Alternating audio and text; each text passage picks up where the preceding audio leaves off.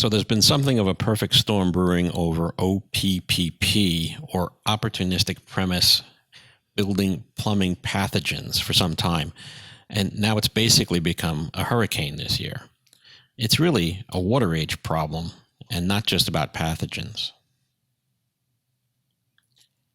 As you know, we are still using Hunter's curve in the codes, which designed in the 1940s to model the 99% distribution load for the main fixtures in a building and size the piping accordingly.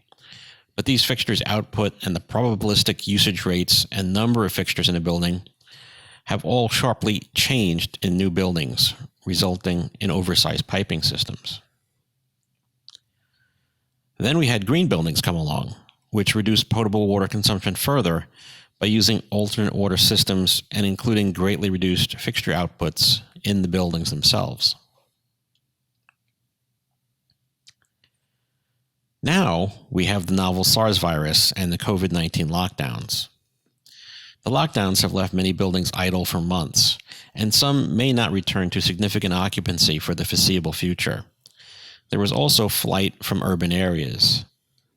The water in the building piping ages, loses any residual disinfectant, develops corrosion products, significant byproducts, and grows pathogens.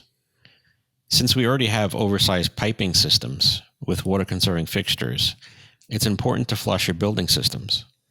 People have already been sickened or died from ingestion of the potable water in these buildings, typically from Legionella.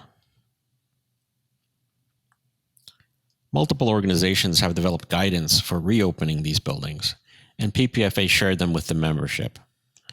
ASHRAE continues to develop standard ASHRAE 514. We are on that committee. 514 deals with multiple pathogens, temperature hazards, and chemicals like disinfectants and corrosion products. Well, what could be the outcomes of all of this? It's been determined that Legionella can actually reside in biofilms and even hide inside amoebas. This means traditional disinfectants like chlorine fail to find the bacteria. Other disinfectants may be better. Chloramines, for example, can penetrate biofilms much better than chlorine, but we do know that they are also corrosive to metals. We could see higher levels of disinfectants and even on-site disinfectant use. We could see new higher temperature requirements. How do you keep your cold water cold and your hot water hot? We could see changes in pipe layout and sizing in the codes. As an example, there was a hospital room with an infection problem. A hand sink was tested, and it was found to require an hour of flushing time for disinfectant residual to finally show up at the fixture. Partly due to the fixture, but also due to the piping volume. We may see downsizing of main lines in buildings by 1 to 2 inches, at least in the larger buildings. We could see different material choices. Some say copper is the best material when new, and worst when the scale and biofilm forms. I think plastic will do very well, as we have less biofilm and have good resistance to disinfectants. But we do need to watch the studies. And of course, researchers seeking more funding, just looking for problems. The green building systems are all aware of the issue.